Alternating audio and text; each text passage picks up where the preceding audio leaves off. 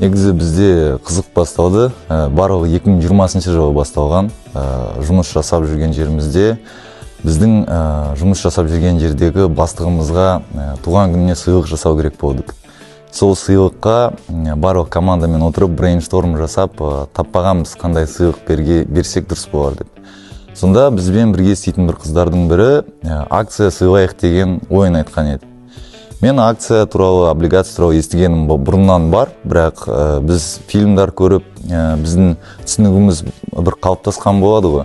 Уолл-стриттағыдай костюм шалбар киген кейстермен, ол деген үлкен қыруар ақша керек деген секілді. Сондықтан мен үшін ол деген әрқашан алыс бірдеме болып көрінген, алыс түсініксіз.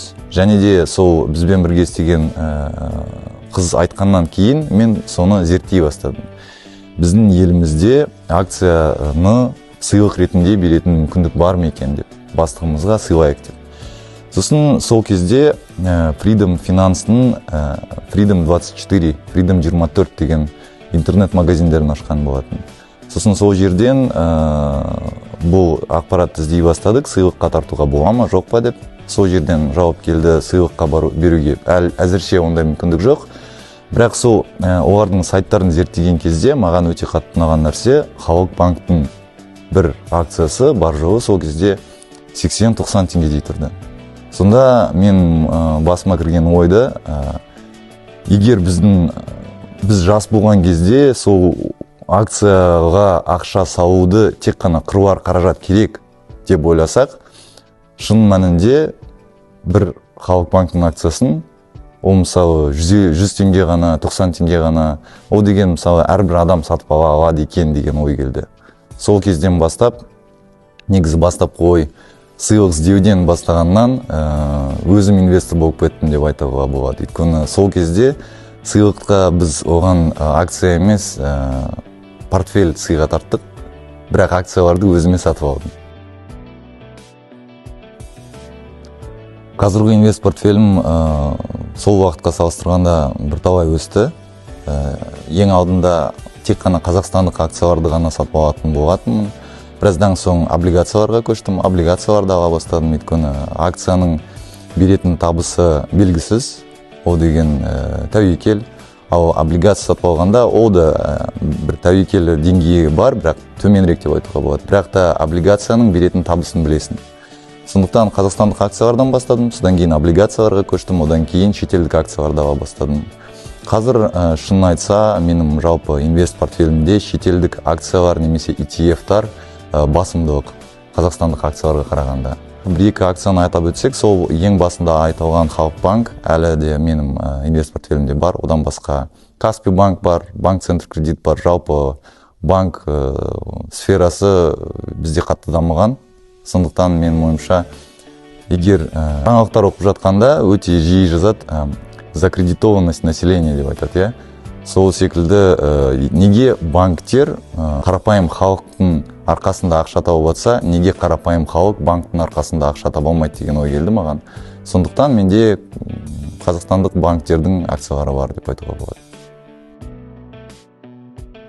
Мен жалпы өзім айтатын сөзім, инвестиция априори риск. Қандай инвестиция жасамасаң да оның барлығы тәуекел. Мысалы, бағанағы айтқан облигацияны алғаның өзі тәуекел. Көбінесе ойналайды, мысалы, депозит деген ақша салсаң кепілдік болады деп. Бірақ KDIF деген фонд бар, фонд гарантийного страхования депозитов. Және де ол жерге ақша салсаң 10 миллион теңгеге дейін сенің ақшаң, мысалы, кепілділігі бар деп. Мүмкін кепілділігі бар, бірақ кейбір банктер, мысалы, АТФ банк, Астана банк, Тенгри банк, талай түрлі банктер жабылды, бірақ кейбір банктер 10 жыл өтті, бірақ сол фонд әлі депозитке салған ақшасын қайтара алмай жатыр. Сондықтан депозитқа салынғанда ақшаны кепілдігі бар деп айтуға, менің тілім бұрылмайды.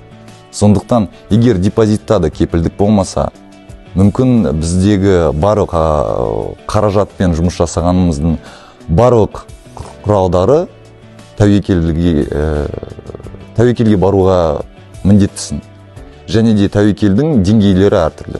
Депозиттің деңгейі төменірек болса, облигацияның деңгейі сәл жоғарырақ болады, ал акция болса, оның тәуекелділігі жоғарырақ болады. Сондықтан мен ең бастапқы ойым, егер де қызығушылық тудырған адам болса, ол ең алдымен оқудан бастау керек. Өйткені оқымаған адам егер акция және облигацияларды ала бастаса, мысалы акцияны алады, ол акция құлдырайды, бағасы құлап түседі, оның салынған ақшасы азайып қалады, және де ол мысалы 100 мың салып, оның артынан 10 мың теңге ғана алып шықса, оның қазақта айтады ғой, шайды ішіп жатқанда тілі күйсе үрлеп ішеді деп айтады. Аузы күйген үрлеп ішеді, дұрыс айтасыз, иә. Егер бір рет акциямен дұрыс емес жұмыс жасап, ақшасын жоғалтып алған жағдайда, ол келесі жолы сенбейді. Акция деген өтірік, ол жерде ақша табуға болмайды деп ойлайды. Ол жерде, мысалы, ақшаны қанша сал, сенің ақшаң барлығы ыдырап кетеді деп ойлайды. Сондықтан акцияны алар бұрын қандай акцияны алу керек? Оны аларда қандай құжаттарын зерттеу керек? Қандай показательдарын қарау керек? Ол компания қанша қаражат тауып жатыр? Ол компанияның қанша қарызы бар? Ол компанияның кэшфлоу, денежный потоктары қандай? Жалпы олардың перспективалары қандай? Инвестиция жайлы естіген кезде адамдар ойлайды, қазір мен ақшамды салам, бір айналдырып шығам, содан кейін кредитімді жабам. Ақшамды салам, бір айналдырып шығам, ипотекамды жабам деп ойлайды. Және менің өз ойым, жалпы инвестиция саласын кредиттерді жапқаннан кейін бірақ айналысатын шаруа. Ол дегенің, ол сен кез келген кезде ақшаны алып шығатын емес, тек қана ақшаны салатын ұзақ мерзімді проект ретінде қарастыру керек. Мысалы, мен сол өзімнің соңғы жұмыс жерімде жұмыс жасағанда менде осындай бір кейс болған еді. Мысалы, менің жалақым бір 100 мың теңге болсын. Менің бірге жұмыс жасайтын досым болды. Оның жалақысы 500 мың теңге болсын. Менен 5 есе артық, мысалы. Айдың басында біз жалақымызды алдық. Айдың соңында ол менен қарыз сұрайды. Бірақ жалақысы 5 есе көп. Ол деген, мысалы, осы кейсқа қарап, менің өзімнің түсінгенім, сенің жалақың басқаға қарағанда көбірек болғанның өзінде де, оның қаржылық сауаттылық деңгейі төменірек болуы мүмкін. Өйткені ең басты мәселе сен қанша қаражат табатыныңда емес, ең басты мәселе айдың соңында сенің қалтаңда қанша қаражат қалады. Сол деген ол, мысалы, маңыздырақ деп ойлаймын. Және де, шынымен, мысалы, қарыздарды жабу керек, кредиттерді, несиелерді жабу керек, бірақ одан басқа жалпы қаржы сауаттылығының бастапқы 3 қадамын айтсақ, ең біріншісі біздің ойымша, ол орысша айтқанда учет расходов и доходов. Қанша ақша тауып жатсың, қанша ақша кетіріп жатсың, оны білу керексің. Мысалы, бағанағы біз айтып жатқан, мысалы, акциялар таңдаған кезде біз компанияларды қараймыз ғой. Компанияны ашамыз, содан кейін оның қаржылық документтерін қараймыз. Қаржылық документтерін қарағанда табысын қараймыз, компания қанша ақша тапты. Компанияның шығынын қараймыз. Қанша ақшасы кетті, содан таза пайдасын қараймыз. Таза пайдасы осыншама екен, өсіп жатыр ма, жылдан жылға, кварталдан кварталға қалай болып жатыр екен, динамикасын қараймыз. Дәл солай, менің ойымша, әр адам өзін проект ретінде санау керек та, компания ретінде. Және де, мысалы, менің есімім Батырхан, мен Батырхан атты компания болу керекпін. Және мен өзімнің табысымды және шығынымды зерттеуім керек. Ай сайын қарап отыруым керек. Және де жеке компания ретінде менің табысым ай сайын қосылып отыру керек, шығыным азаю керек. Ол үшін не істеуім керек? Ол, мысалы, ең бірінші қадам. Қанша таптың, қанша кетірдің, оны білу керек. Ол үшін, мысалы, онда еш қиындығы жоқ. Қазір талай неше түрлі мобильді қосымшалар бар. Және де біз осы айдың ішінде өзіміздің мобильді қосымшамызды шығардық. Көбінесе қолданатын мобильді қосымшалар, ол CoinKeeper дейді, содан кейін ZenMoney дейді, содан кейін тағы да расходы, бюджеты деген. Ол қосымшалардың түгелі, айтпақшы, Ресейдікі, қазақстандық қосымшалар мүлде жоқ. Мен таппадым. Сондықтан біз өзіміздің қосымшамызды шығардық, өзіміздің қазақстандық қосымша болсын деп. Және де ол бірінші қадам. Екінші қадам дегеніміз ол қарыздардан құтылу. Қарыздар, несиелер, оларды азайту керек. Және де, мысалы, осы жерде айтып жатқанда, несие туралы айтқанда, бағанағы содан кейін ипотека туралы айтсақ, өте тағы бір маңызды мәселе, несие дегенімізді көбінесе бір жаман құрал ретінде ойлайды. Бірақ несие дегеніміз оның жаман немесе жақсы деп айтуға болмайды. Ол деген несиені мен отпен салыстырғанды ұнатамын.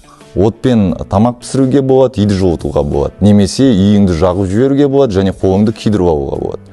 От деген, мысалы, абстрактный, мысалы, ол сенің қалай деген оған жолын табасың, қалай қолданасың, соған байланысты. Сондықтан несие де ол құрал.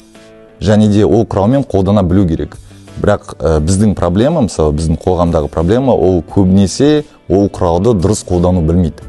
Мысалы iPhone сатып алған кезде ол iPhone жай ғана, мысалы білмеймін, ойыншық ретінде қолданасың ба, немесе мобилографтар ретінде оны жұмыс құралы ретінде сатып алып, одан ақша табасың ба. Мысалы ол деген несиенің екі түрі, иә. Сондықтан оған да өте маңызды назар аудару керек. Сондықтан бірінші қадамымыз бағанағы айтқандай, өзіңнің пайдаңды, шығыныңды, таза пайдаңды өлшеу, екіншісі қарыздарыңды жабу, несиелеріңді жабу, егер олардың пайыздары өте жоғары болса.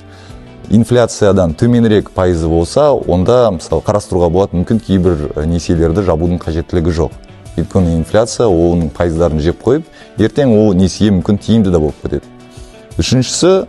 Үшінші қадам, ол бағана егер біз қаншалықты бізге ақша керек, ай сайын қанша ақша таптық, қанша кетіргенімізді білсек, одан таза пайдадан қалған ақшаны жинасақ, мысалы ең алдымен қарыздарымызды жапсақ, қарыздарымызды, несиелерімізді жапсақ, одан қалған басқа ақшамыз болса таза пайдадан, сол ақшаны ақырындап инвестиция жасау керек.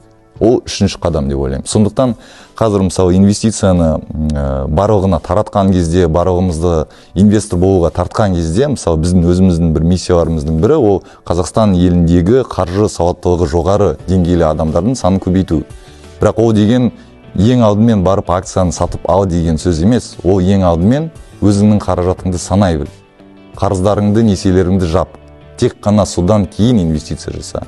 Өйткені инвестиция ол мысалы құрылыспен салыстырсақ, үйді салып жатқан кезде инвестиция ол үйдің төбесі, ал қаржы сауаттылығы ол деген фундамент. Фундамент болмай ешкім үйдің төбесін салмайды.